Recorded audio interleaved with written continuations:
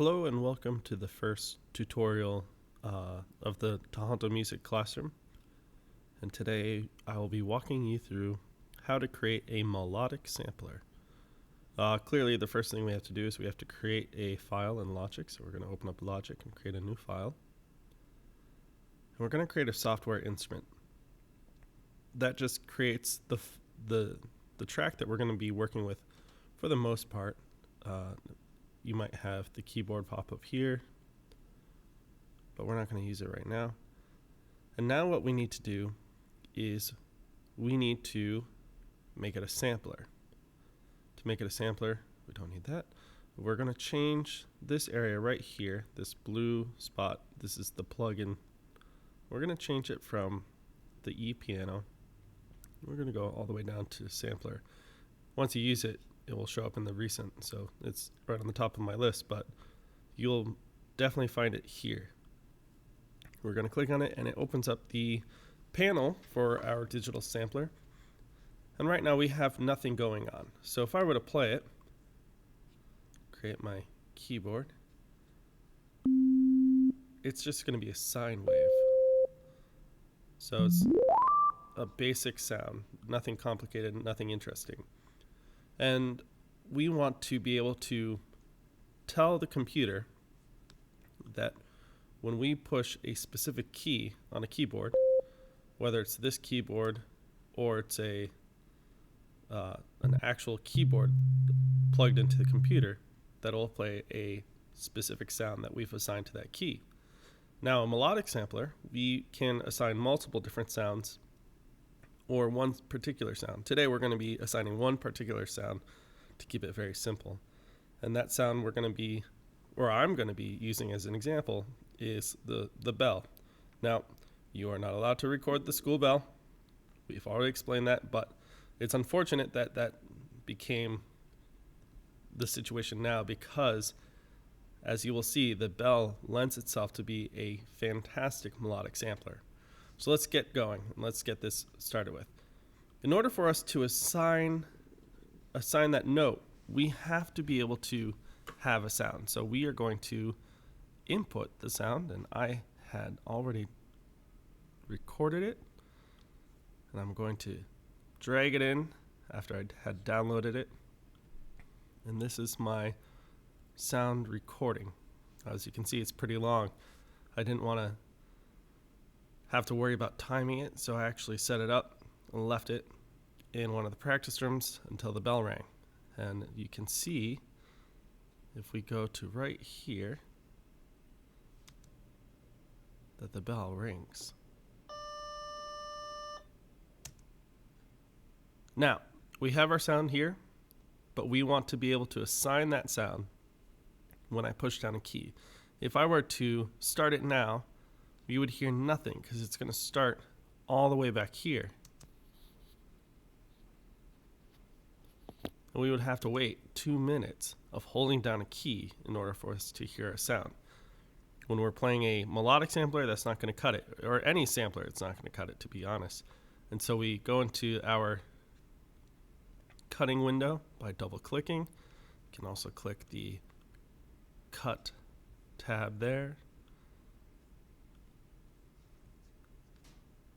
And we have to edit the audio file so that it starts exactly where we want it to. So you want to zoom in as close as you can to the start of that pitch. And then afterwards, you can leave a little bit of space. Now, delete this, delete that. Let's go back here because I want to show you something about, I mentioned pitch. And pitch is something that defines a tone. Now, if I zoom in, you can actually see the waveform of the bell. And it's got a standard repeating pattern. This is what makes a pitch a pitch. If I can draw it out. There we go. It is the distance between the amount of repetitions of this wave per second. that defines what we perceive as pitch. Now, if I were to just create sound, it might not be, it won't necessarily repeat. So like here, I believe it's me picking up the recorder, and if we take a look at it,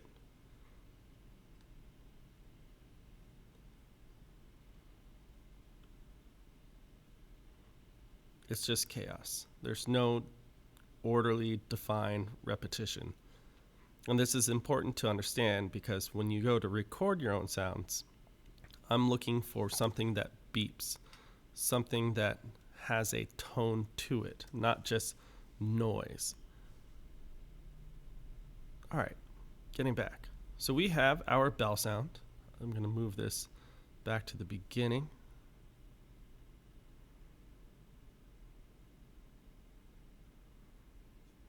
There we go. There it is. Now that we have our recorded sound, we need to input it into the sampler. So we go back up to our instrument track up here, access the panel. So we have our digital panel.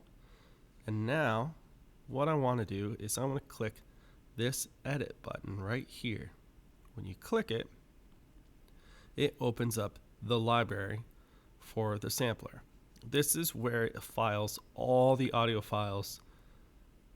And so when you push down a key, it knows to play that note. So we're going to just drag it and drop it into our sampler. And here it is. And now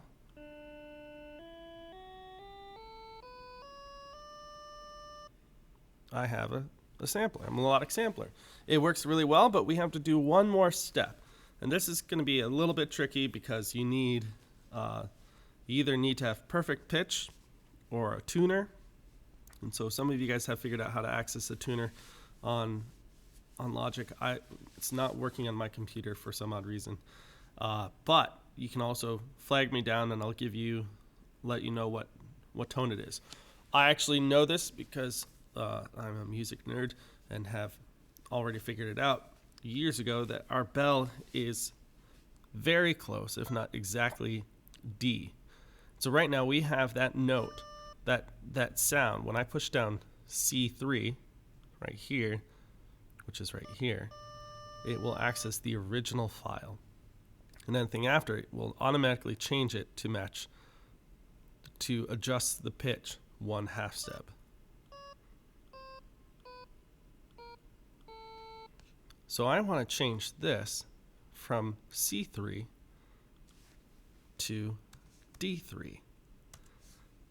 Now changing this to D3 makes this the key that the original file is now assigned to. And this just helps with continuity in terms of musicianship or your musicality, where if you wanted to apply the sample or the sampler plugin to a different instrument, let's say a bass, if you had the original set on C3, it would not be in the same key, which is just complicated and a few levels deeper than we need to go. So we're going to stick with just flagging me down, let me tell you what key the note is in, and assigning it to that key. So now we have our sampler. I can change my window. I can now go into musical typing.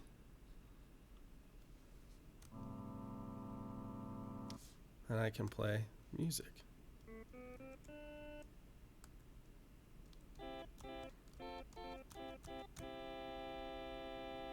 All right, there it is. Now how do we save it? If you X out of the window, it gives you the big prompt. Do you want to save it? Yes, I want to save it. I'm going to name it JG, initials _ sample, and then this is like my 4th or 5th one, so I'm going to put sample 4. And I'm going to hit save. And now it shows up right here in this window right here. This is the menu window. So when we go to apply this to a MIDI file, which is what we're about to do, you click on here. Usually it shows up as a blank. And you click on this and you're going to have all your options right here. As you can tell from different previous examples. However, those files have been deleted, so they're just going to constantly show up. I should be able to clear it at some point, but not right now. All right, let's put a MIDI file into our sampler track. So I've already put down a MIDI file. Did Bach Prelude in C minor. Sounds pretty awesome. We're going to drop it. It's going to ask to import tempo. Of course, we're going to import tempo. And now we have our 2 MIDI tracks. Now, I'm going to show you 2 different ways that you can change these to your plugin, which is what I would like for you guys to do, is to be able to play whatever MIDI file you choose with your melodic sampler. Our first way is we can click on this and change over here our plugin from Alchemy to our sampler. And then from there, we could click up here on our menu, go down to the one we created, and there we go. It now will play.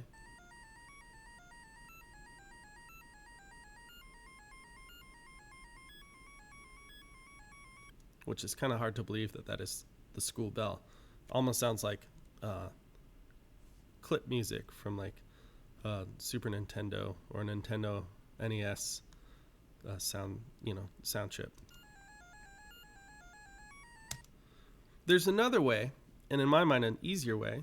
So we have our MIDI files down here, and our created track that we created our sampler with is up here. We could drag this up here, and it works just as fine, but I still have one more track. I might have 4 tracks. Rather than going through each one and changing it individually, what I can do is I can go up here and hit Command D, and it copies all the settings that were on this into a new track right underneath. And in my mind, that's so much easier than going through, finding the sampler, and changing it. So in reality, you can do it either way, but I like to do things efficiently. And so I would encourage you to, if you are going to put them all under the same sample, to use Command D for efficiency. So here it is. Bach Prelude in C minor, being performed by the school bell.